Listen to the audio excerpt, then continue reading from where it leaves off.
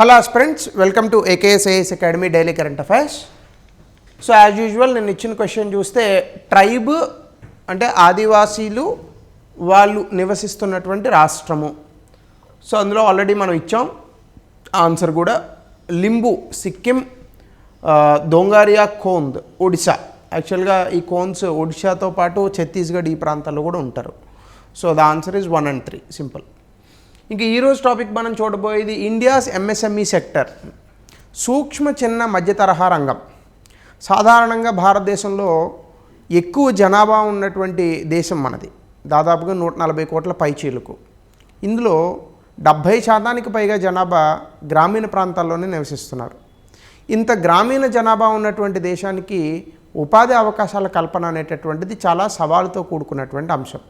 అయితే ఎక్కువగా భారతదేశంలో ఈ యొక్క గ్రామీణ ప్రాంతాల్లో నివసించేటటువంటి వ్యక్తులంతా కూడా వ్యవసాయ ఆధారిత రంగాలపైన ఆధారపడి ఉంటారు.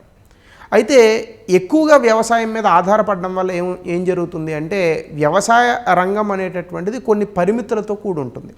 అంటే ఇప్పుడు ఎక్కువ మంది వ్యవసాయ రంగం మీద ఆధారపడ్డారు కాబట్టి వ్యవసాయ రంగం నుంచి ఎక్కువ ఆదాయం వస్తుందా అంటే అలా జరగదు.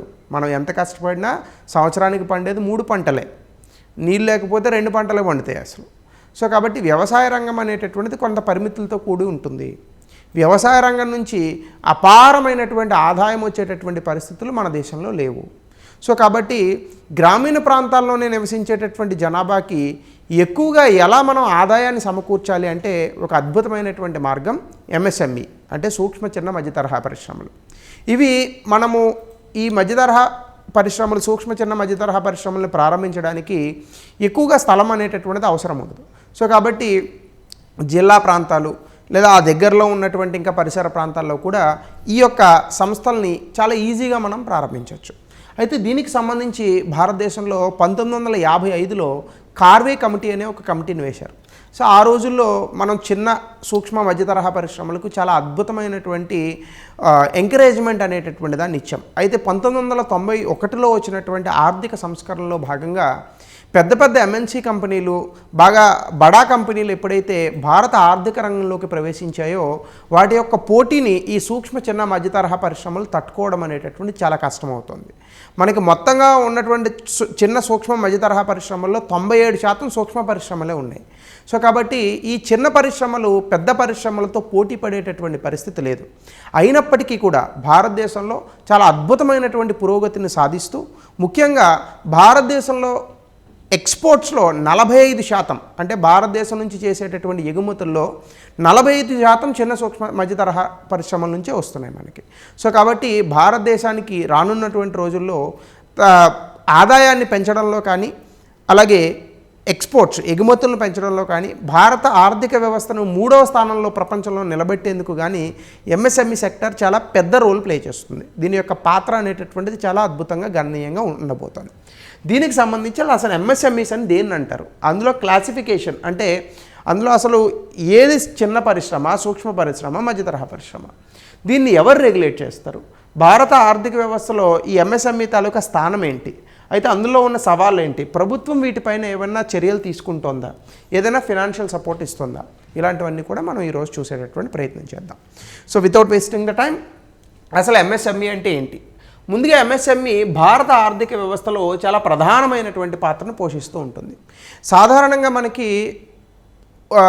మనం చదువుకునేటటువంటి రోజుల్లో ఎప్పుడైనా కూడా మన పక్కన ఉన్నటువంటి వ్యక్తులు కానీ, తల్లిదండ్రులు కానీ, అంటే నేను ఇంత పర్సంటేజ్ అని చెప్పను, but most of the people మనం ఉద్యోగం సాధించాలి అనేటటువంటి అంశంలో మాత్రమే మన తాలూకా దృష్టిని ఎప్పుడూ కేంద్రీకరించేలాగా చేస్తారు. ఎవరైనా ఒక వ్యక్తి ఒక వ్యాపారాన్ని ప్రారంభిస్తున్నారంటే వెనక్కి లాగేటటువంటి వ్యక్తులే ఎక్కువ ఉంటారు తప్ప ప్రోత్సహించేటటువంటి వ్యక్తులు చాలా తక్కువగా ఉంటారు. అంటే ఇది నేను స్వీయ అనుభవంతో కూడా చెప్తున్నాను. ఎందుకంటే even I was also part of it, నేను కొంచెం స్టార్టప్ ఇచ్చోండి. సో కాబట్టి ఈ యొక్క MSMEs చిన్న సూక్ష్మ మధ్య తరహా పరిశ్రమలు ఇలా పారిశ్రామికవేత్తల్ని ఎక్కువగా ఉత్తేజపరుస్తూ ఉంటాయి. అంటే ఎక్కువగా ఈ MSMEs వచ్చేటటువంటి దాంట్లో ఎక్కువగా పారిశ్రామికవేత్తలు కొత్త పరిశ్రమలే మనకు వస్తూ ఉంటాయి అన్నమాట. సో కాబట్టి దీని కారణంగా మనకి ఎప్పుడైతే కొత్త పరిశ్రమలు వచ్చాయో కొత్త ఉపాధి అవకాశాలు కూడా వస్తాయి మనకి. అయితే చాలా తక్కువ పెట్టుబడితో మనం ఈ యొక్క చిన్న సూక్ష్మ మధ్య తరహా పరిశ్రమలు పెట్టచ్చు. అంటే నేను కూడా ఒక ఎంఎస్ఎంఈ పెట్టానండి, ఎంఎస్ఎంఈ రిజిస్ట్రేషన్ ఉంది, అందుకని చెప్తున్నాను. సో ఎంఎస్ఎంఈ అని దేన్ని అంటారు? సాధారణంగా ఎంఎస్ఎంఈ అంటే micro small and medium enterprises, అంటే సూక్ష్మ చిన్న మధ్య తరహా పరిశ్రమలు. ఇవేంటి? వ్యాపారాలు. ఏం చేస్తాయి? వస్తువుల్ని కానీ లేదా సేవల్ని కానీ ఉత్పత్తి చేస్తాయి, ప్రాసెస్ చేస్తాయి, కొన్నిసార్లు వస్తువుల్ని ప్రిజర్వ్ కూడా చేస్తాయి, అంటే దాచి ఉంచేటటువంటి కొన్ని కార్యక్రమాలు కూడా ఉండొచ్చు. వీటిల్ని దీని యొక్క పెట్టుబడి, దాని యొక్క టర్నోవర్ అంటే అది చేసేటటువంటి వ్యాపారము, దీన్ని ఆధారంగా మనము క్లాసిఫై చేస్తూ ఉంటాం అన్నమాట. క్లాసిఫికేషన్ ఎలా ఉంటుందంటే గతంలో చాలా వేరే క్లాసిఫికేషన్ ఉండేది, ఇప్పుడు మారింది. ఇప్పుడు ఏంటంటే సూక్ష్మ పరిశ్రమ అంటే దీని యొక్క పెట్టుబడి ₹1,00,00,000 లోపు ఉండాలి. దీని యొక్క టర్నోవర్ అంటే 1 సంవత్సర కాలంలో అది చేసేటటువంటి వ్యాపార విలువ 5 కోట్లకు సమానంగా ఉండాలి. అంటే ₹1,00,00,000 పెట్టుబడి, ₹5,00,00,000 లోపు దాని యొక్క వ్యాపార విలువ అనేటటువంటిది ఉంటే దాన్ని సూక్ష్మ పరిశ్రమ అని అంటాం. చిన్న పరిశ్రమ అంటే ఏంటి? ₹10,00,00,000 పెట్టుబడి, 10 కోట్ల కన్నా తక్కువ పెట్టుబడి ఉండాలి, 50 కోట్ల కన్నా తక్కువ వ్యాపార విలువ ఉండాలి, టర్నోవర్ ఉండాలి. సరే ఏం సార్ మీరు చిన్న సూక్ష్మ మధ్య తరహా పరిశ్రమలని ఇంత వాల్యూస్ చెప్తున్నారండి? మనకి పెద్ద వాల్యూస్, ఎకనామీ వైజ్ చూసుకుంటే అవి చాలా చిన్న వాల్యూస్. మనం కట్టేటటువంటి పన్నులే లక్షల కోట్లు ఉంటాయండి. సో కాబట్టి ఆబ్వియస్గా ఇవి చాలా చిన్న వాల్యూసే. అంటే మీరు ఇండివిజువల్గా లెక్కేయకూడదు, వ్యాపారం దృక్పథంతో చూడాలి. అలాగే మధ్య తరహా పరిశ్రమ అని దేన్ని అంటారు? 20 కోట్ల కన్నా లోపు పెట్టుబడి ఉండాలి, 100 కోట్ల కన్నా తక్కువ టర్నోవర్ అనేటటువంటిది ఉండాలి. అయితే దీన్ని ఇప్పుడు మార్చారు, టర్నోవర్ను కూడా 250 కోట్లు చేసినట్టుగా నాకు గుర్తుంది. సో కాబట్టి మీరు ఇక్కడ 20 కోట్లు 250 కోట్లుగా మీరు తీసుకోవచ్చు. ఈ 20 కోట్లు ఎస్ అంతే, రైట్. ఇది కూడా ఏమన్నా చేంజెస్ ఉంటే ఒకసారి దయచేసి చూడగలరు. ఇక్కడ వరకు అయితే మన క్లాసిఫికేషన్ని మనం చూసుకోవచ్చు. అయితే దీనికి సంబంధించి కనుక మనం చూస్తే ఎంఎస్ఎంఈని రెగ్యులేషన్ ఎవరు చేస్తారు? మనకి 2006లో ఈ ఎంఎస్ఎంఈస్కి సంబంధించి ఒక చట్టం వచ్చింది. అలాగే దీనికి సంబంధించి ఒక మంత్రిత్వ శాఖను కూడా ఏర్పాటు చేశారు. ఆ మంత్రిత్వ శాఖ పేరు డైరెక్ట్గా MSME ministry of micro small and medium enterprises. So దీనికి సంబంధించి 2006లో చట్టం తీసుకొచ్చారు.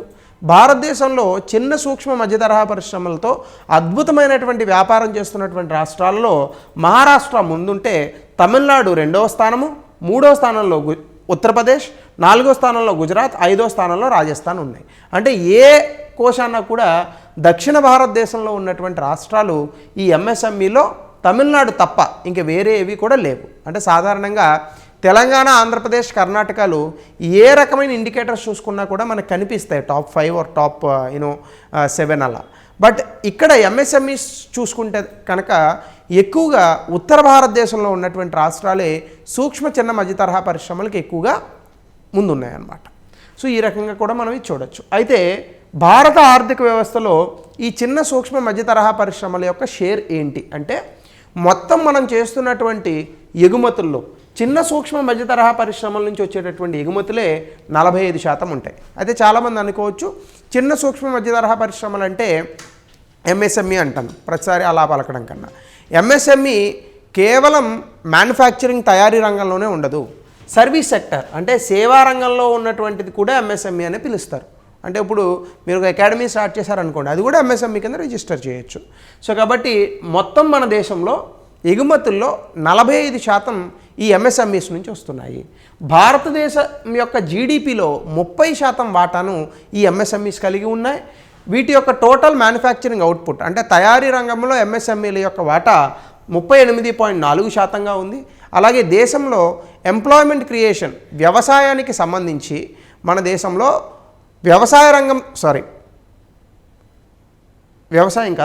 ఎంప్లాయ్మెంట్కి సంబంధించి ఉపాధి అవకాశాలకు సంబంధించి వ్యవసాయ రంగం తర్వాత ఉపాధి అవకాశాలకు వ్యవసాయ రంగం తర్వాత ఏదైనా రంగం ఎక్కువగా ఎంప్లాయ్మెంట్ క్రియేట్ చేస్తుంది ఉపాధి అవకాశాలంటే అది ఎంఎస్ఎంఈ రంగమే అని చెప్పుకోవచ్చు. సాధారణంగా మనకి టెక్స్టైల్ సెక్టర్ కూడా ఉంటుంది అందులో, బట్ చాలా టెక్స్టైల్ సెక్టర్స్ ఎంఎస్ఎంఈలో కూడా వస్తాయి.